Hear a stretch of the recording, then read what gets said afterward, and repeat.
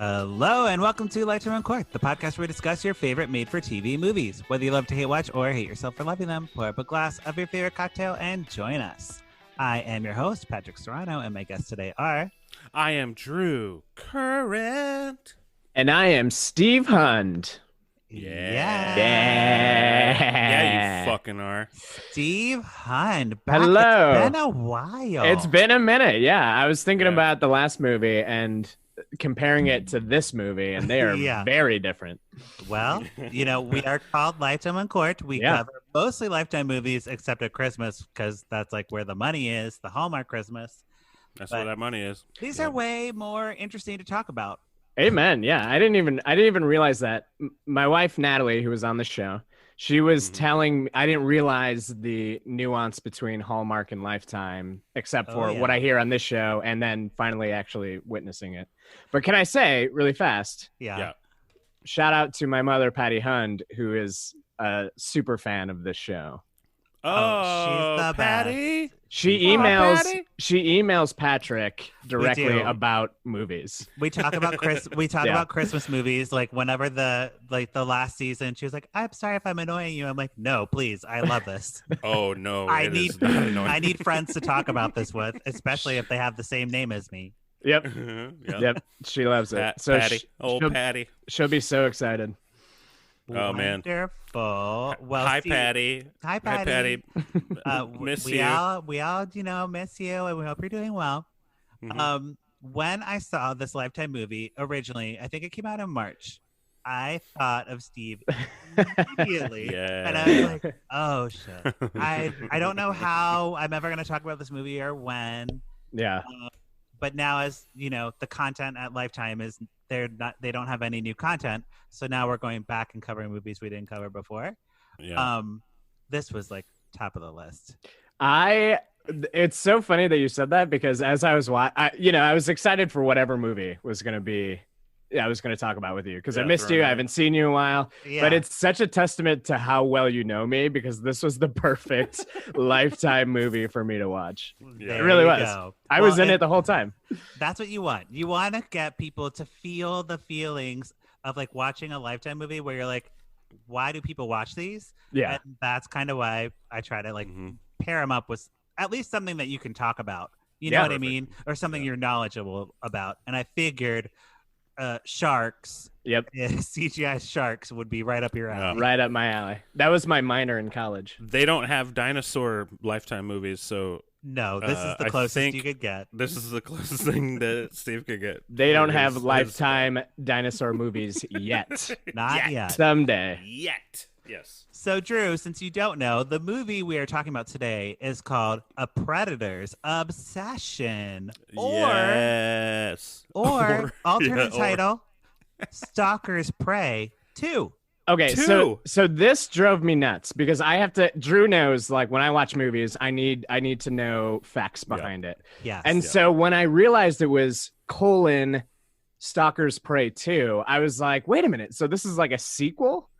Yeah. And it is, but why didn't they call it Stalker's Prey 2: A Predator's Obsession? Right? Good point. Good question. This is a very good point that you're making. Well, Lifetime didn't even acknowledge that it was a sequel to anything. They didn't buy the first one. They just bought the second one. Got it. That's smart. Yeah. They just were like, "Oh, we'll do that. We'll do that one instead." I mean, it worked. I didn't feel like I was missing anything. No, that's what I was worried about before, and then I was just like, they must know what they're doing. And so, I strapped in. Yeah, they got it. So the movie stars Julia Blanchard, Jackson Dockery, so excited, and Houston Stevenson. Now, have these people been in movies before? Not Lifetime movies. Not Lifetime movies. Okay. This was an acquisition. So like Lifetime bought this from probably like Australia or something. I mean, the scenes in this movie, like the beach scenes, like that's not normal for a Lifetime movie. Usually we're in a suburban house. Okay. Maybe a basement or the woods. And that's all you get. That's all you get. This dude, so one of the dudes, Houston Stevenson. Yeah. Hey, come on the podcast if you want. Is he the hunky guy? He plays Who does he play? Bruce. He plays Bruce. Yeah. Oh yeah, he's the hunk. I haven't He's seen the hunk. Bruce. He was in like Arrow. He's been in like. Oh really? Yeah, he's been in a bunch. Let of me shit. just preface this by saying this man is like my type of leading man. Oh, good to know. You're a jam. Wait, why? Like, why? I don't know. I think because like my first boyfriend looks like him. Oh. So maybe it's like that. Like tall, blonde, like in good shape. Yeah. Yeah.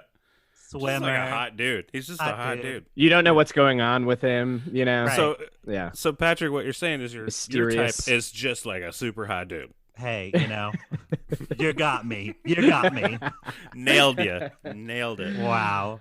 And I will say, Steve, I watched this movie probably like 4 months ago.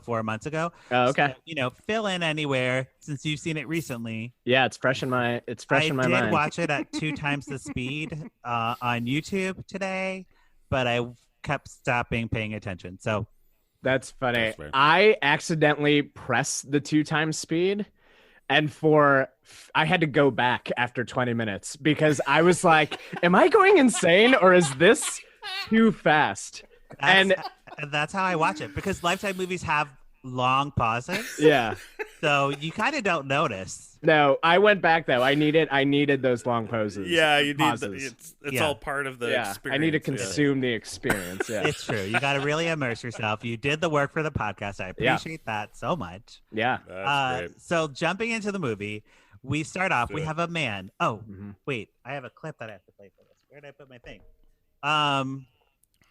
Well, I'll just talk as I'm getting this. So we start off. He's like, a man is like serving chum on like with a scoopy spoon into the ocean.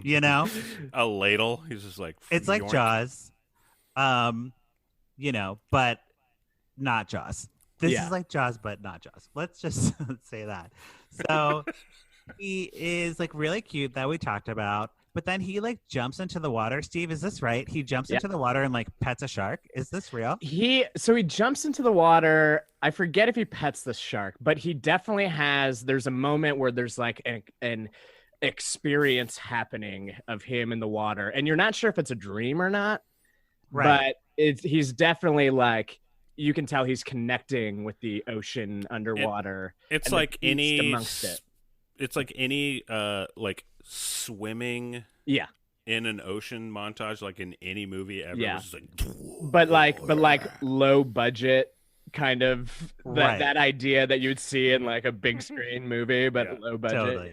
Yeah. And Drew, this is the song that's underscoring the whole movie pretty much. Yeah. Mm-hmm. Interesting. And like that's interesting. I swear that song comes back like 17 times. So many times. I know I said 17 is my go-to number. I don't know why. They only had a certain amount of money in their music budget. And so they're like, well, let's just spend it all on this one song. We can reuse it. I know. That cost us like so much money playing that song right now. No, we didn't play the whole thing. So no, that's true. No. That's true. You get like 10 seconds, right? Fair use. So he's like very cute, beachy, Drew. Like puka shell necklace kind of vibe. Like I'm in a boy band vibe. Yeah. He seems like a chill dude. He just, like loves the ocean. And his name is Daniel, okay? Because fishmonger comes and he's like, Daniel, get back to work. And he's like, oh, sorry. Now remember, Drew, his name is Daniel. Okay. And that's not a bit. That's an important part of the movie. His name is Daniel. Are you doing a bit? No, I'm not. No bit. Daniel? No bit. No one's named Daniel. Named Daniel. It's like Damn Daniel, but like not Damn Daniel. Yeah. So Allison is our protagonist. She is a teenager, okay? Mm-hmm. Yep. And she's taking care of her little brother Kevin. They're like going to the beach for like a fun, beachy teen time at the beach. Mm-hmm. Okay. She has her boy. Yeah, with her boyfriend. Yep. Yeah. Carson, who's like fine. He's like an actual teenager, so I was like, he's not hot. Yeah. Because he's a teenager. Right. And then Rhiannon is her best friend. None of these people are teenagers. So Rhiannon, the friend, has the best one-liners Allison and her boyfriend Carson are making out at one point, and Rianne goes, "Ugh, call the police. The fun killers are here." And you're like, "Ah, I know exactly who you are, Rianne." Right? Well, and that's like a trope of like best friends in Lifetime movies. They're always like that. And typically in a Lifetime movie, this is where we'd see like the teens in their like little bathing suits and stuff, but they're like on the beach fully clothed. Yeah, Allison's got her little camera, right? She's like, shooting. Oh, so maybe they are like actual teenagers, because like that's like, I don't know. Anyway, they don't say the age of people on IMDb, so I'm looking at her IMDb. Yeah, and it does not. You have to like sign up with premium. Yeah, that's how they get you. Yeah, that's how they get you. That's how they get you with IMDb premium. That's how IMDb premium gets you. Who would pay for this fucking shit? No one would pay for that shit. No one would pay for that. The kid brother, meanwhile, like they're all on the beach, like hanging out, being teenagers. Kid brother is going like jet skiing or like jet tubing. No. So they're going to a party, like a friend of the family's party, and Allison's like, "Hey, go play with your friends," and you can tell that the brother Kevin, he's not into this group of boys because he's are like a nerd, bullying him. Like you just get the sense he makes it clear. So he does it anyways, begrudgingly, and they go tubing. Yeah, tubing. That's it. With Daniel, and that's how they meet Daniel. Which is weird that it's like a beach party, and the parents are like, "Yeah, go with that Daniel stranger tubing." Yeah, go ahead, kids. Yeah, fuck it. Yeah. So go tubing, kayaking, whatever. Fuck off. Little do they know, of course, as they're tubing, there's sharks in the water. You know. Yeah. So we see like a shark, a CGI shark, kind of lurking around, like the shadow of a shark. But they don't know it. They're not aware of it. No. So there's some CGI in this. There is some CGI. Yeah. Oh. Yeah, okay. And it's all dedicated to a shark. Yes. Like Lifetime couldn't get the Jaws robot shark, so they had to just work with what they had. It's cheaper. It's actually cheaper to do CGI. They had one song. They had the budget for one song and one CGI shark. And that was it. I'll tell you, Lifetime right now, just one just little note. I'll do it cheaper than what you paid for. There you go. And you'd probably do a better job because this little shadow shark was like if I was making shadow puppets out of my hands. Yep. Like, yeah. Totally. So he's like, it's this kid's turn, Kevin's turn to like get on the raft, and all the bullies are like, "You're stupid," and like whatever. And they like cut the cord for him to like but behind Daniel's back, like Daniel's like, "Okay, you guys are on watch, so watch if Kevin falls, you let me know," which is not a thing a boat driver should do. They should always look back, right? But they're like, "We'll tell you, sir, like we'll make sure to tell you," and they don't. They just like let go of the rope. Yep. So he's just stranded on his little tubie with the shark like circling him. Yeah. Oh fuck. And here we go. Allison, the teenager from shore, is like with her camera, her like power shot Canon, like that Lindsay Lohan let her borrow, and she's like, "Oh, I'm just taking pictures." She's like reviews the footage or whatever, and she's like, "Oh my god, there's a shark!" And she just screams, she's like, "Shark, shark, shark!" And everyone like runs out of the water. Very much like Jaws, by the way. It is Jaws. Yeah. It totally is Jaws so far. And Olympic Michael Phelps swims out to go rescue her little brother. It's insane. She gets from the shore to about like a good distance into the water before like 100 meters before the boat turns around to get this kid back. She is faster than the boat. Yeah. Hey, fuck yeah. Yeah. So she gets the brother and she's like, "We gotta get out of here. There's a shark." He's like, "I know, bitch. I am here too. I see the shark." Because they have like the fin, you know, the fins like swimming around them. Yeah, love a good. That's how you know. That's how you know when a shark is around. Yeah, right. Is the fin. I mean, have you never seen a cartoon or a shark or a shark? Yeah.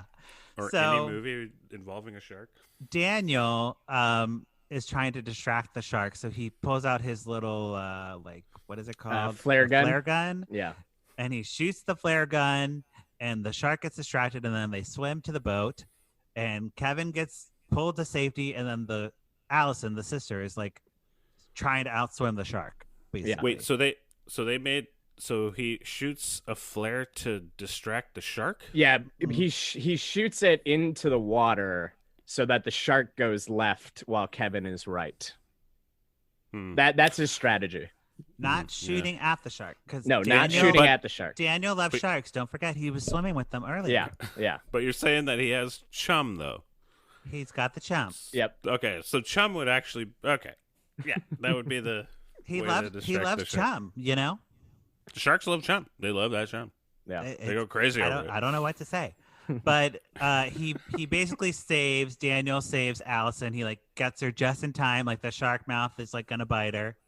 And it's crazy. He jumps into the water in front of Allison, and the shark is and like again, it flashes to like a really cheap CGI of the shark's mouth coming at it, and then he just goes like he just swats his hand, and the shark beelines it right, like it doesn't even touch Daniel. Right. He just like swats it like a fly, and then the shark's gone because that's how That's actually probably more realistic than anything. But it's like, yeah. So the shark's like, fuck. Flare gun and then bop him in the nose. That's all you need to know about sharks. Always punch a shark. That's how you fight sharks. So just punch him in his face and his eyes and do it. Yeah. Done. He's like, "Oh, nice to meet you. My name's Daniel," and she's like, "I'm Allison. Thanks for saving me. I hope you're okay." Thanks for punching a shark right in his fucking face. It's the most romantic gesture, but you know. Because Daniel becomes instantly obsessed with her, and he says to her, "You remind me of someone I used to know." Right. Oh, shut the fuck up. Yeah, which you should never say to anyone that you're like interested in. Right. Well, and like, then what? Somebody that I used to know, the song started playing, and it's like somebody that I used to know. Yeah. No, that didn't happen. They didn't have the money for that song. He does caress like a bracelet, and he's like, "I'm gonna do better this time. I'm gonna be a better person this time." Yeah. So Daniel goes from like surfer, hunk, chum thrower, lover of sharks, and then he's like talking to a ghost as he's rubbing this bracelet and crying, and so all of a sudden you're like, "Uh-oh, Daniel, something's up with Daniel." See, but you saw somebody that was like unhinged. I saw someone with feelings that needs to talk and like hang out on a cabana, maybe. Sure. At this point in the movie, that's a fair assumption.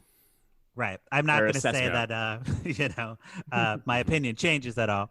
So instead of Google in the movie, they have search bot. Yeah.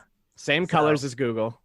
So I just want to make that clear. Daniel search bots Allison's address and her social media because the press picks up the story, and they're all, watching her, like her pictures everywhere, basically. Yeah. And also her mom is like a famous psychologist or something, a famous doctor. And so when he's on SearchBot, which goes to their version of Facebook, which is clearly just a Microsoft PowerPoint, like that the production team like made. Yep. There's like an ad. There's an ad for the mom, and when he expands it, the address is there, like her personal address. So he does some excellent sleuthing. Yes. And we should note Allison's mom is married to like not their dad. Like they have like a stepdad. Ted. Yeah. So he goes to the house, and he's like sneaking, like stalking her, and you think he's like climbing into her bedroom, but it's actually the boyfriend Carson who's climbing into the bedroom because she's like taking a shower or something. Mm-hmm. And she comes out. She's like, "Oh, what are you doing here? You climbed in my bedroom, haha!" And they like make out, and then the camera pulls out, and you see Daniel like standing on like the roof, like watching them like make out. Yeah. So first of all, Daniel has excellent sleuthing powers, but he's also able to hear through walls and windows. Like he hears all the chatting in the house perfectly from outside the house. So he's like a mercenary at this point with like some superpowers. Yeah. Yeah. Okay. Well, so then he's like 100% stalking her at this point. He like lip syncs "You Made Me Love You" in the car, and like does it with like flourish while Allison's like, you know, running errands or something. I don't know what she's doing, like just stupid stuff. Yeah. But she gets. So he's in a car. He's in a car, like following her around, singing that song.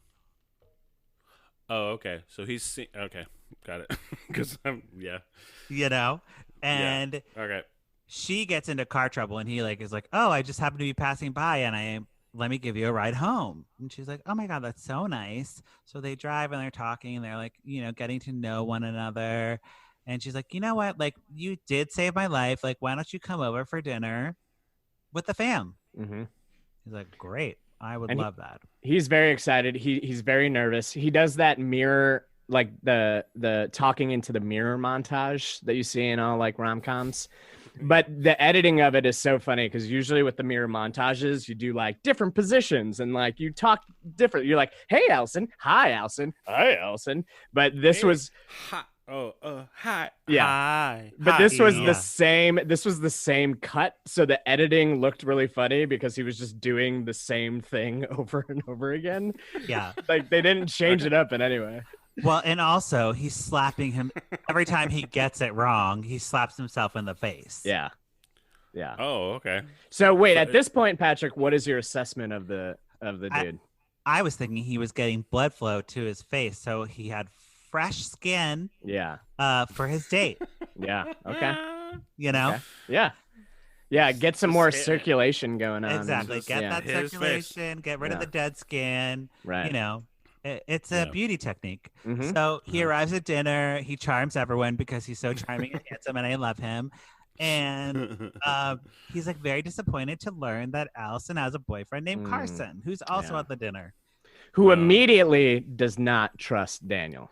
No, because he's one, threatened, and two, Daniel like starts like taking off his shirt at the dinner table, right? He's like telling them a story. Yeah, he's showing them his shark bite, his sexy. Yeah, that's right. That's right. Oh, he's showing a shark bite. Yeah, I'd want to show that too. Be like, look, check this shit out. Yeah.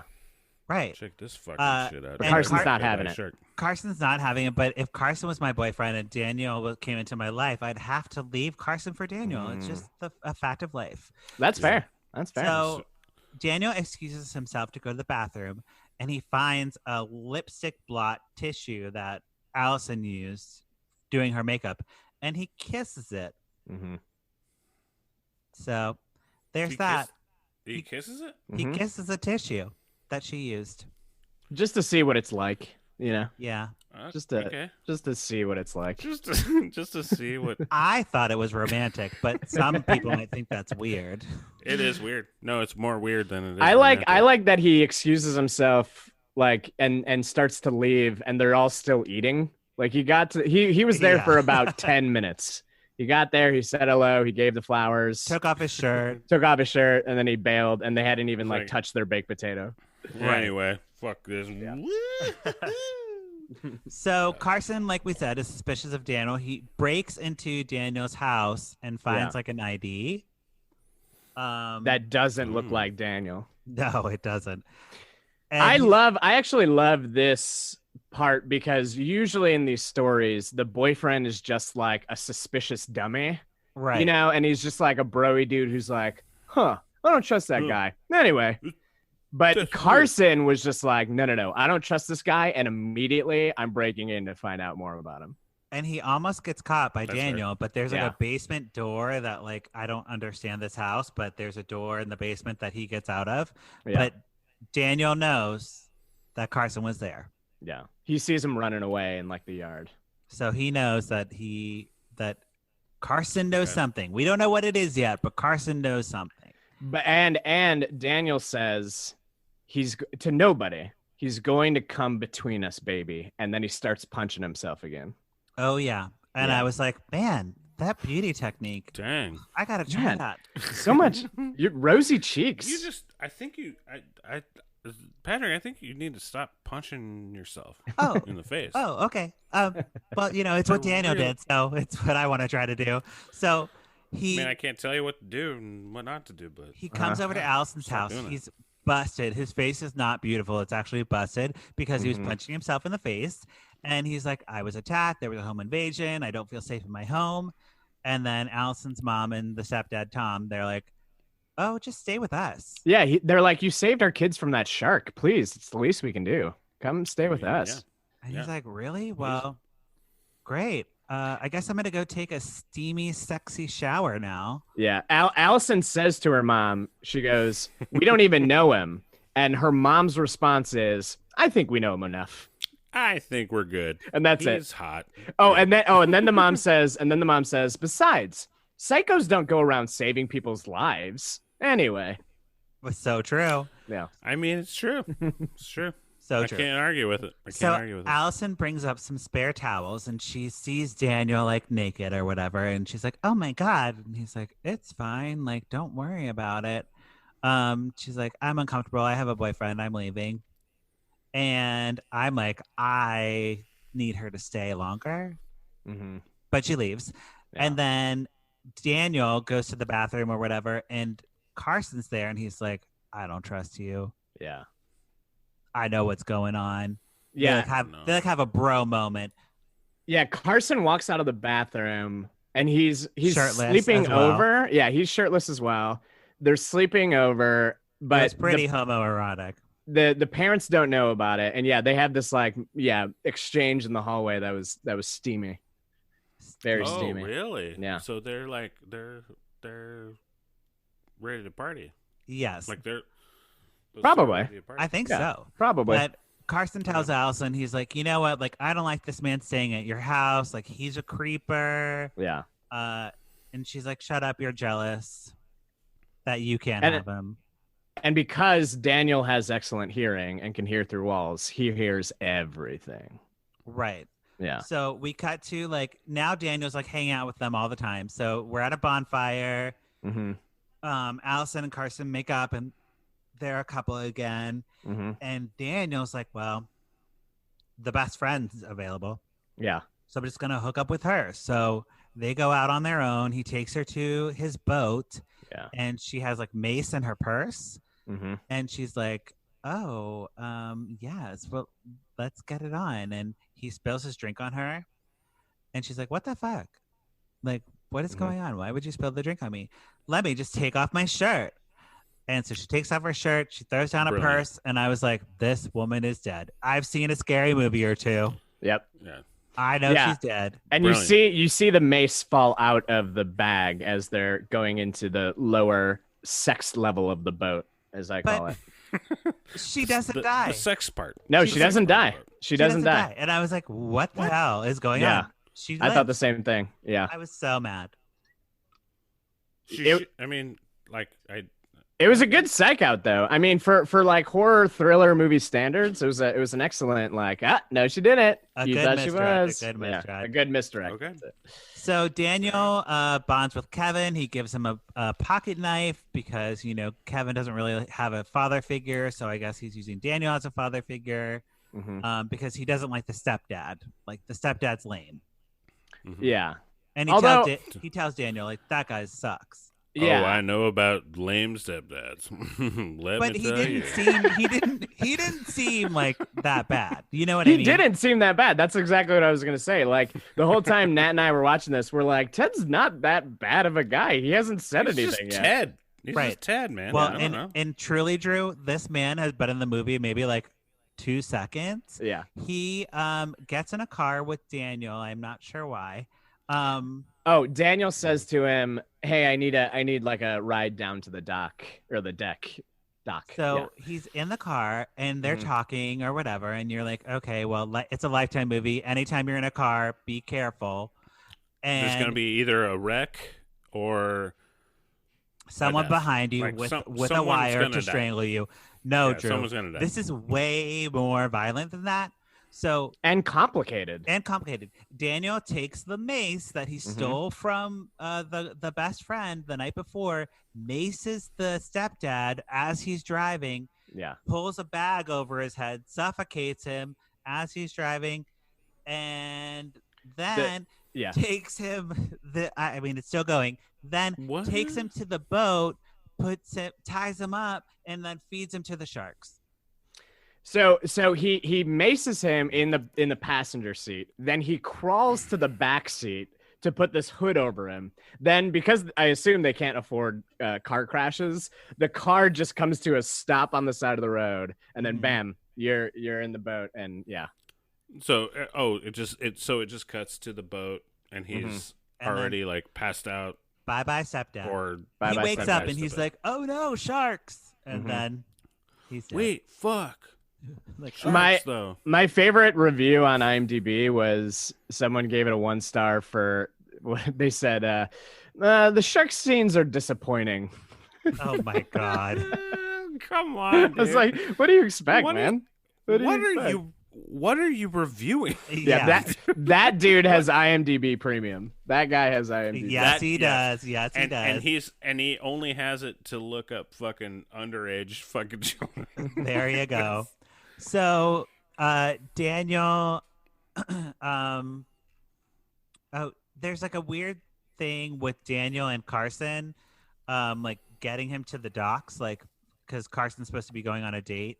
Oh, right. Yeah.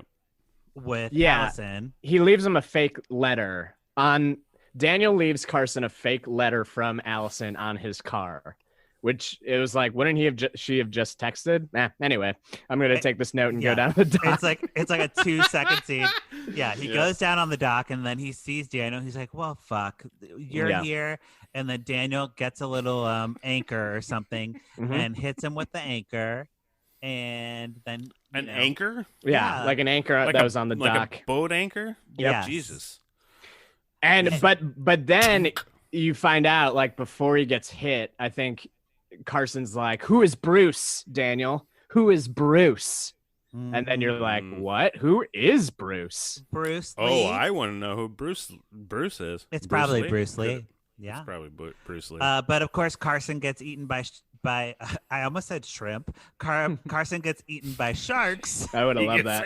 No, he gets eaten by shrimp. Let's slowly leave it. But before the scene ends, Daniel texts Allison. He's like, "I'm done with you. You're a dumb idiot." And so she will think that he broke up with her. Yeah, I feel like shrimp would eat people way more efficiently than sharks. Probably. Is that weird? Is that a weird thing? I mean, if you get enough of them, yeah, for sure. Yeah. And I mean, we had a lot of sharks in this scene. It was like Sharknado without the tornado. Yeah. Yep. So Allison is all dressed up for her date that she's not going to go on because he did. And there's no one to take her out. So Daniel's like, "I'll take you out." And they go out, they kiss. It's like romantic. And I'm like, so shipping this relationship. And she's like, the next morning, he like brings her breakfast in bed, which is like too much, even for me. I would be like, that's a lot. That's a lot. Yeah, that's a lot. That's weird. So, and she's like, "No, you have it mixed up." Oh, also, they didn't even hook up. No, they even didn't. If my wife did that, I'd be like, what do you want from me? Yeah, what did I do? One thing to note about the breakfast in bed. What did you do? The breakfast in bed is sponsored by Tropicana. It is. Yeah. Because Tropicana is heavily featured in that part of the movie. That's how they got their money, Tropicana. Yes.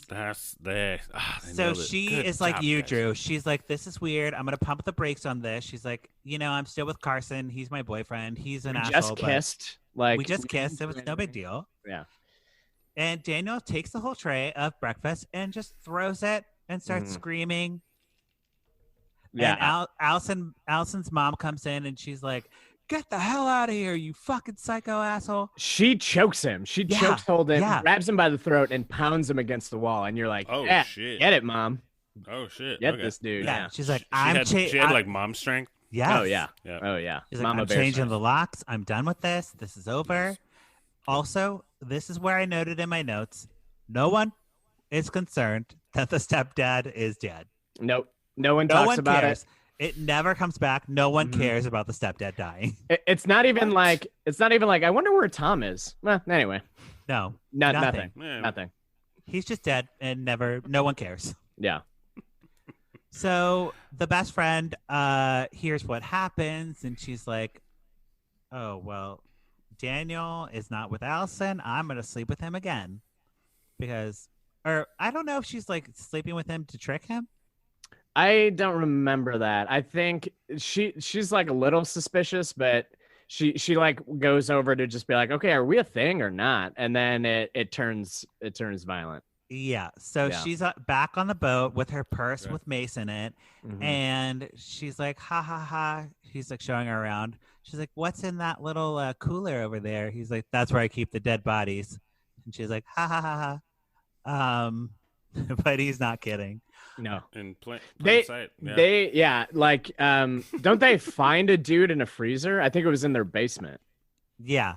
Totally. And I think you're supposed to believe that is Bruce. Or that is Daniel in the freezer. That's the real Daniel. Yeah. So they hook up and she's like sneaking out, but before she leaves, she like goes into the basement to look and she finds the dead body, the Daniel guy, and she's like, oh my God.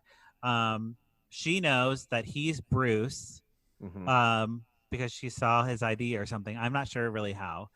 And she has a phone and she's like, I'm gonna text Allison that you're Bruce Kane right now. Yeah. And she's like no. Don't come any closer. I'll text it. Yeah, that's the leverage that she has in the scene. And he's like, big deal. Harpoons her to death.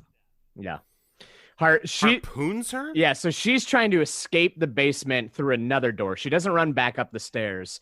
He has these like weird farm doors in his basement for some reason. It's the same doors that Carson escaped from, but now there's a padlock around it. Yeah, he knows better. And the harpoon goes through the doors, and it's a bloody mess. Yeah, she's like, and she's just like, bleh, bleh. But she has her phone, so she's like, send, die. Yep. She harpooned, sends, die. Totally. Which is miraculous, you know. I was like, harpooned, I'm dead. Yeah, Jesus turned water into wine. Rhiannon texted while harpooned. Yep. Okay. Amazing. Which is more impressive to me, and you know. That's really good. It's very impressive. If you just thought that while you're just like, Flank, I got harpooned, dude. Fucking this sucks. Let me really fast. Let me check my Instagram notitions. Yeah. Okay, nothing. If I wrote the movie, she'd be searching through the emojis to like see what emoji to send with it. Yeah, she's like, you know, winky face, frowny face, frowny face, shark emoji. I'll pick frowny bow and arrow, a target, a little target emoji. Anyways, so Allison gets the text and she's like, Bruce Kane, I better search bot that. So she search bots and she finds all these stories about him saving a girl from a shark attack and stalking her and killing her, and she died. And that's his long game. Yeah. First, you save someone from a shark, and then they are now the target, and now he is the shark. Yeah, he is the predator. He's the predator. Oh, so now I get it. It's layered. It's layered.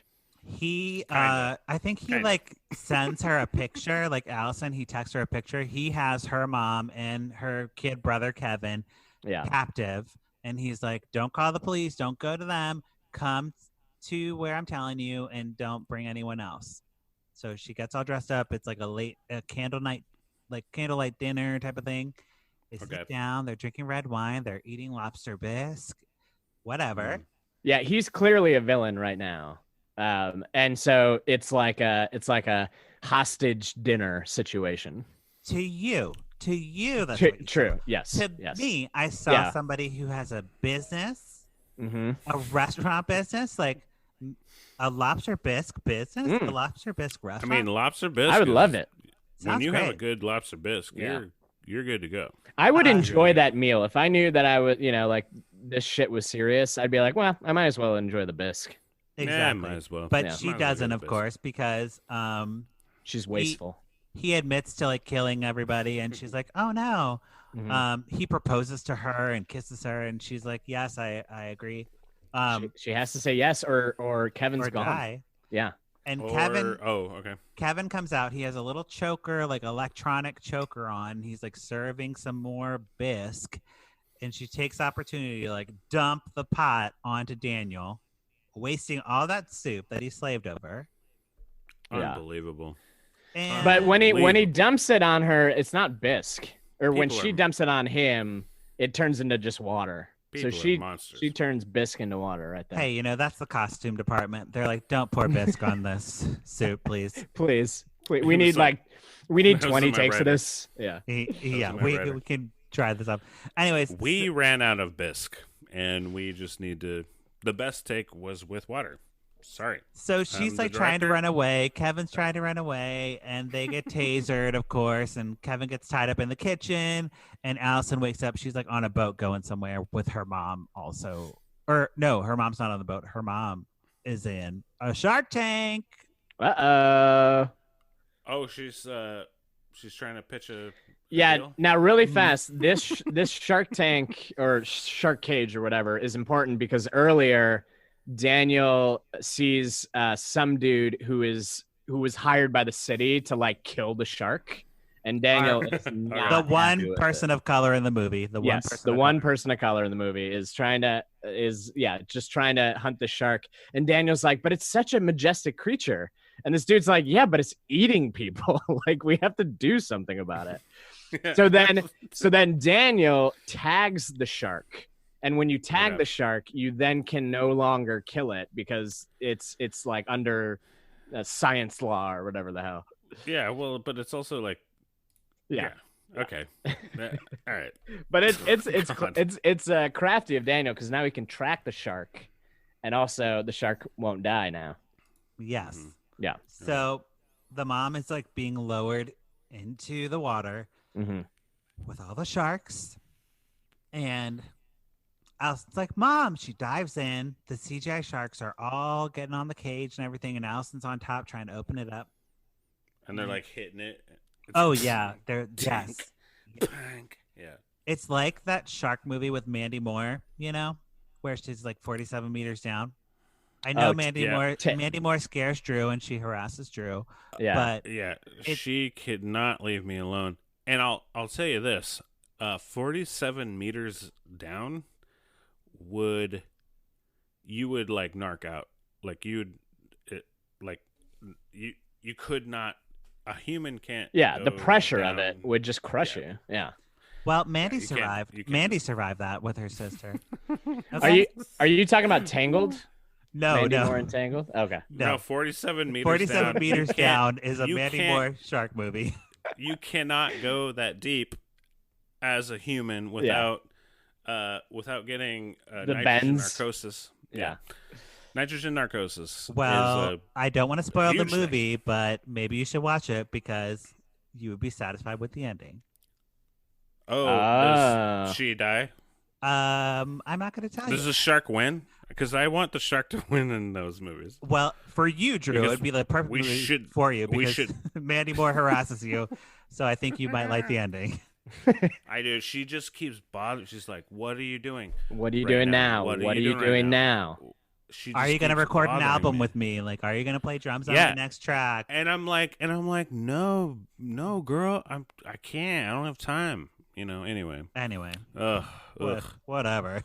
So this is the problem with being like podcast famous. I know. It's so annoying. It's so annoying. Mandy Moore wants to hang out and shit. I'm just like, I'm married, girl. I'm married. She's married too. Yeah, I know. That's what's so weird about it. All right. So anyway, Allison's on top of the cage. She's like, Bruce or Daniel, whoever you are, give me the keys to the cage. And he I think he does because Kevin comes up with a flare gun or something. Yeah, no? Kevin has the save. I forget if it's the flare. I think it's the anchor again. Okay. It's one of the two. Because Kevin's the little kid, right? Yeah, Kevin's the brother who honestly does not get enough play in this movie. No. Like he has that big part in the beginning, like getting killed and getting bullied, or not getting killed, getting shark attacked and bullied. But then you don't see him for a big chunk until the ending. Right. Oh, okay. So he's the savior. No, Jesus. it is the anchor because somebody else uses a flare gun.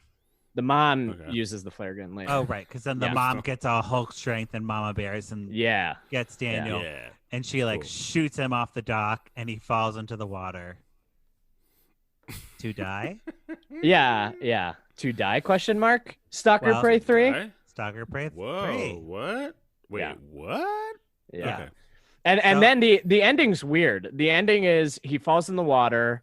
They don't they assume he's dead, but they don't check on the body. You don't see a body. And then they just walk down the dock, and then it's over. Yep. Abruptly ends. Yep. What? Yeah. They're just trying to make more of these? Probably. I think so. Yeah, I think so. The shark is small. Like once the guy reviewing it saying that the shark scenes were disappointing is one thing, but the shark is pretty small. It's a baby shark. It's a fucking baby shark. It's a baby shark. It's also a shark. It's like sharks. They're like, oh, it's just like a. It's like a what are the like a tiger shark? Yeah, it's like a tiger shark. Yeah. Who gives a shit? Sure. I don't know. I mean, yeah, but the end of the movie, Drew, is like so much action that we can't actually explain it very well. Yeah, it's hard. It's hard to explain. I would like it's Steve no dialogue. to explain the action. It was like Cloverfield with the just shaking of the camera. And it was like the cameraman was trying to figure out how to be in the water with this camera and figure out who should be shots during all of this. Okay. So they're on the cage. So it's all over the place. It's all over the place. Yeah. Okay. For a There's Lifetime movie. Bad cuts and just bad cuts. The editor was like, did you guys not get anything that was just like not shaking? He's like, this is the best take I can give you. They're like, fine. Fuck it. Yep. Fine. Fuck it. We're going live. Yeah, right. Yeah. Okay, so that is the movie. Great. So on the podcast, we either put a cork in it. We'll start with Steve. What are you going to do to this movie? I am going to say I am pouring it up. Because I think I haven't seen a ton of Lifetime movies, but I think they tried something different. And it was interesting that you said that they acquired it from like an Australian company or whatever, or something like that. But it was a different genre, I feel like, than we're used to with Lifetime movies. And then they're playing with like different mediums of this like CGI shark. And then they had good twists and fake outs for like a horror thriller movie. I legit enjoyed it. Like I put on my Lifetime hat, and when you do that, you let go of any like poor shark scenes. Right. I pour it up. Yeah. I pour it There up. you go. Okay. Drew, how about you? Yeah, I'm also pouring it up because it's like you're adding sharks into this shit. Yeah. Lifetime? Fuck yeah, guys.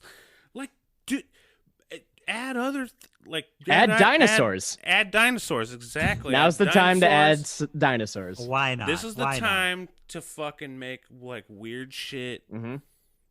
This is like grab all of your weird shit, Lifetime, that you put it off and just like we're like, no, not gonna happen. But like now's the time to like bring back in weird shit. Yeah. Like get weird, Lifetime. And I think that like what you guys are explaining to me, I was like, I can't believe they had a shark film. Like they had basically a fucking Sharknado jam. Yeah. With this, because Sharknado is beautiful. It's a beautiful movie. Yeah. In terms of like gorgeous. The worst movies that you can see. Well, and I wonder if that's why they were like, oh, Sharknado's a thing. Let's just do a shark. Yeah, they just totally. like, yeah, dude, just fuck it. Just like get. And it sounds like to me, you guys explaining this movie, it's still better than Sharknado. Sharknado is a garbage. I've watched all of them. Unfortunately, how many are there? All of them. I think there's like 5. Wow. 5. Wow. No, there's like 5. Oh, one of them they go back in time, right? Anyway. Yeah, there's a fucking they really do it up. If Tara Reid's not in it, I'm not interested. No, she's in all of them. I gotta have Tara Reid in there. Yeah.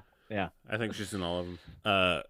So you're good. Okay, perfect. But they're god awful. But like, yeah, I'd say pour it up. There you go. Because you add a shark or a dinosaur or a fucking, give us that weird shit, man. A predator's obsession : a stalker's prey 3 : this time ... dinosaurs the movie. Yes. I am also pouring it up. I Yay! think for Lifetime to do something like this, I wasn't in the mood in March, but now that it's July, I'm ready for a shark movie. Yeah. It's appropriate for the season. I'm not going to the beach anytime soon, and now this is a great reason not to go, because I could probably someone would fall in love with me and stalk me and save me from a shark, and it happens. Good. It happens. It happens, and it will, and it not just could, but it will happen to you. Right. So I have to be careful, and I know Daniel's amazingly attractive, but if he's killing people that I love, I wouldn't really want that to happen. Yeah. You'd have strong words for Daniel Bruce. Right. I would like to have words with. You're like, Ultimately, Daniel. I would forgive him. Totally. But we would have a talk about it. I just like picturing like Daniel Bruce walking through the door, and Patrick has like candles lit, and you're like, could we have a talk for a second on the couch? Let's have some Can wine. we sit just down? talk for a second, You bud? killed all my friends and loved ones. Yeah. But I'll forgive you. You're super fucking hot. Just- and I'll give you one. I'll give you one. Don't- I'll just give you one. Don't do it anymore. Yeah, one more chance. No more. Wonderful. I think I just had like a crazy lightning happen in my house. Dude, It's gonna storm. It's like a crazy storm. The storms that are happening right now in Chicago are fucking awesome, and I called upon them. Wow. I call upon the mighty Thor. All right, so that wraps up our conversation about a stalker or a predator's obsession, stalker's prey too, or whatever. But before we go, we have our favorite segment of this week and every week.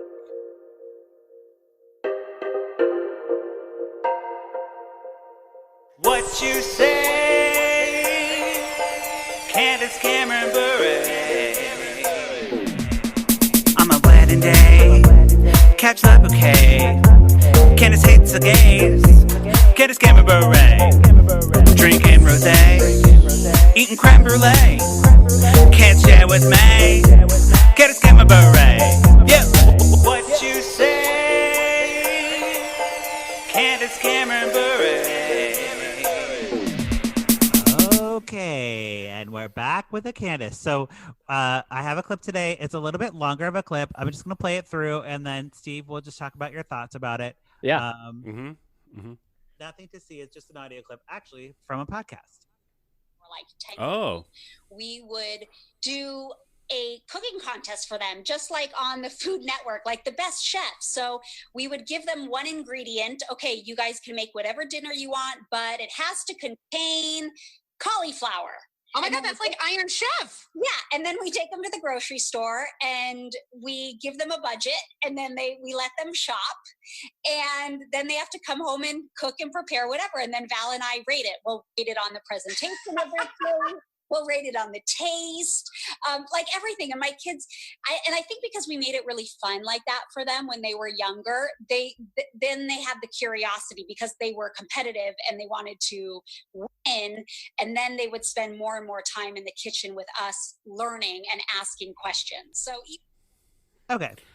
Wow. So She's not a chef. It sounds innocent on the surface, but it also sounds like she's either going to also put those kids in the oven to cook them with the ingredients, or she's just training them to be serial killers, like one or the other. Yeah. You know what I mean? I don't know what is her pitch is not original at all. No. And what the fuck is her pitch? yeah, I mean, Look, I think she's like, trying to get families to cook together or something because let's not forget, you guys, she has a cooking line. She has a That's right. pots and pans line. That's right. That she needs to tie in somewhere. So she's trying so hard. Wait, was that what she just does with her family for fun, or is she actually pitching a show? Or no, both, that's what she does with her family for fun because her kids are all grown now, but that was probably what she did when they were little or younger. Wow. And they're like, Ma, they're like 20 now. So. Fuck off, Ma. I bet it's real creepy to go hang out with that family. I feel like you would get there and they'd be like overly happy and smiling, and you'd be like, I bet all of the doors and windows are locked. I actually think it would be so.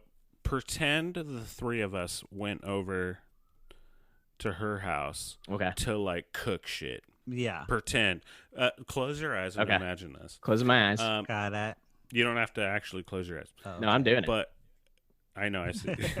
but like, if the three of us went over there to like compete in cooking, and we met her, her kids, they would be like, help. Yeah.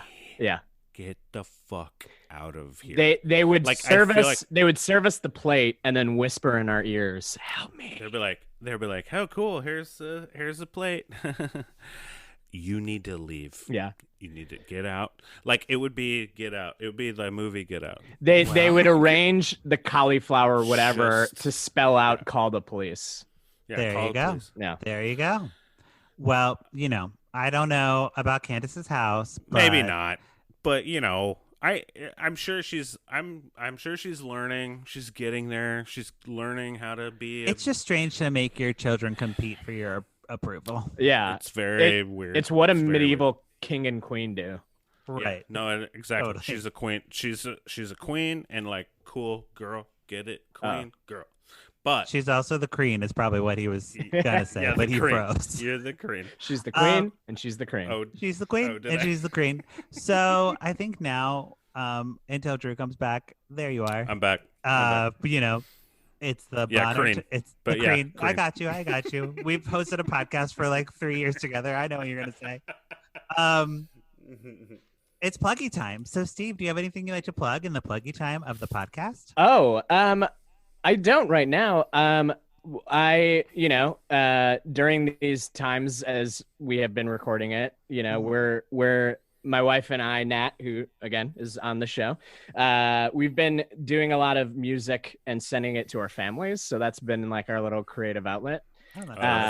So that's been a lot of fun to do with her. And then actually I'll plug my little nephew's podcast. Can I do that here?